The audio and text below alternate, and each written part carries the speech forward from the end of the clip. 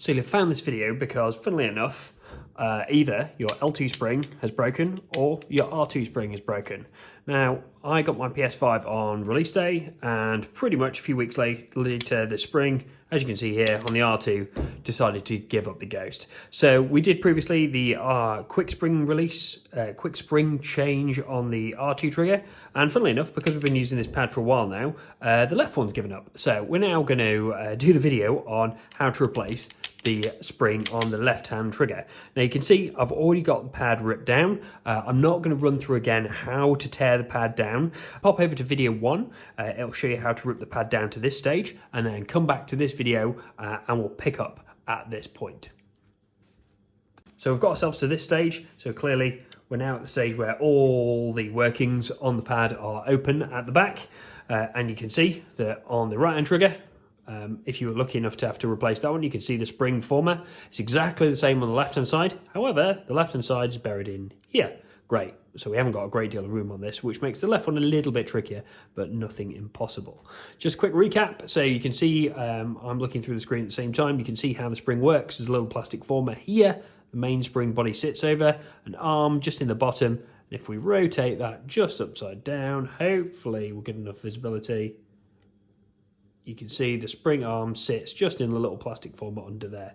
Exactly the same on the left-hand trigger.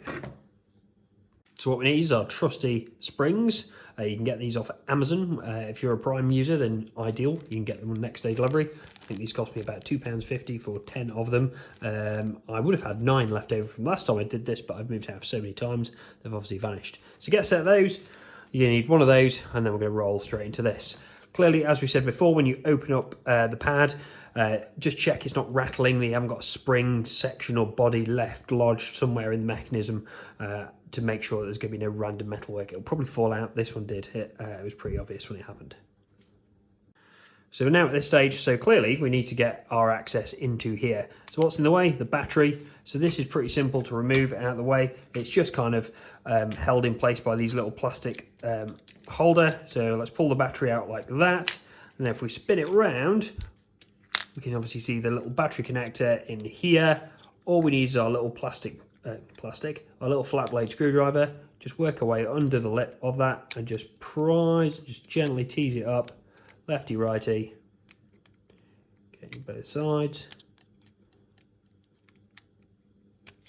Don't be tempted to yank on the wires. You don't want to damage yourself and then have to get a new one. So once it's up, you should be able to wiggle that and it releases like so. Put that to one side, and now we should have enough access to get into the spring system down here. Exactly, well, not exactly, because it's on the right hand side. You could probably take off this and then the board underneath, but I think we've got enough room to work with. So we've got our springs like so. So when we put this on the plastic former, we're going to put it on from this side's plastic former through there, so that arm that's going to sit under the trigger is sat flush against it. So that's how we're going to do that. Right, so we're going to grab our pad. If I can re-show you, so the plastic former's in here. This little section. Come on, iPhone. Focus. So just in there, that's what we're going to get it on.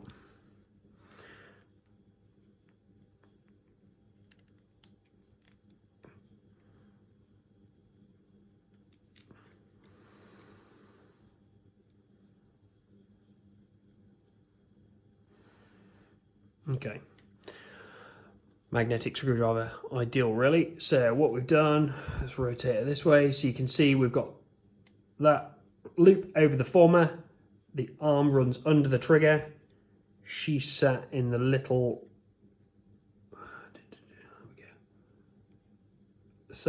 former underneath, exactly the same as the right trigger. And then what we're going to do is try and get our screwdriver behind the other arm, behind that left-hand arm, and we're going to try and bend that down to the 6 o'clock position. And just at the 6 o'clock position, there's another former. We're going to raise it up and over, and then onto that former. Hopefully, again, like the first video, without it pinging off.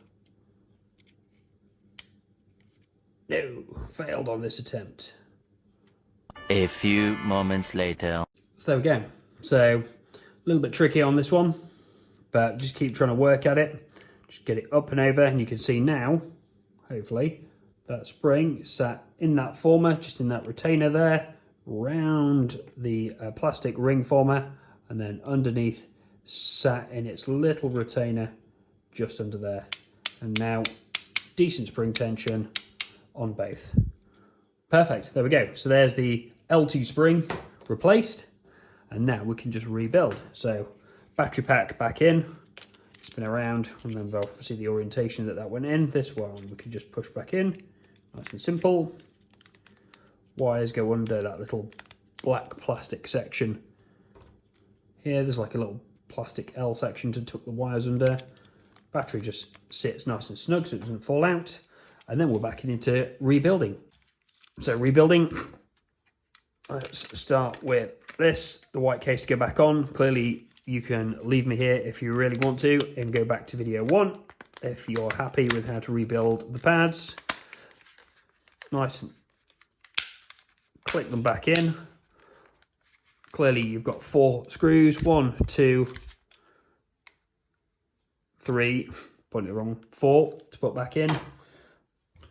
Little Phillips screwdriver, so we'll pop those in. I'll lay them out on a little piece of paper so I know where they go and I don't lose them.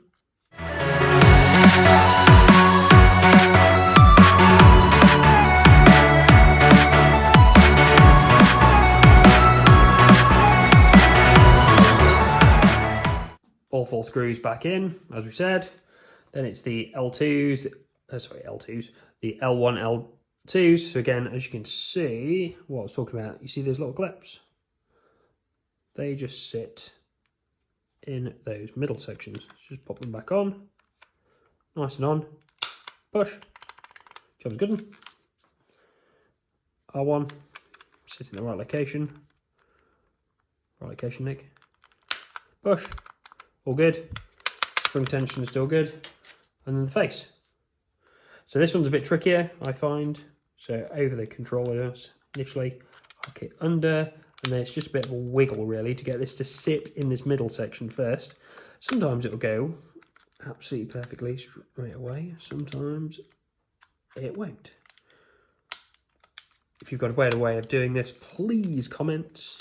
Not that I want to do this again. You'll have seen the first video was about 4 years ago, so I'm hoping I don't need to do another spring now for about another 4 years. Guarantee the other pads will work. What I do keep meaning to do is, because these are the first generation PS5, so I know there's the blue pad, the red pad, there's a black pad and a camo pad out at the minute. And I don't know, I hope, see, I'm faffing around with this. I hope Sony have done something about their trigger springs, because they really shouldn't be breaking. And you can see from video 1 the amount of people that had an issue with trigger springs when they first got their PS5. It's not what you want to be dealing with or sending pads back. From video 1, I was lucky enough, because I did approach Amazon and said, look, this has happened, and they were good enough to say, okay, well, we can refund you a percentage of the package, or we can basically refund you for the price of a new pad. So I took a new pad and then repaired this one, and that's what I'd suggest you do. If you can get your retailer to send you a new pad, then brilliant, and you can fix your other one and you've got a pad for free at the cost of probably £3. A few little tools, as we said, so little flat blade screwdriver, household tools, flat blade screwdriver, Phillips screwdriver, and that's kind of all you need, and about half an hour of your time. Cool, so that's the L2 spring replaced. Go and see video 1 for the R2 spring replace, and that's it. Cool, thanks very much. You can subscribe if you want to for random videos. Thanks very much.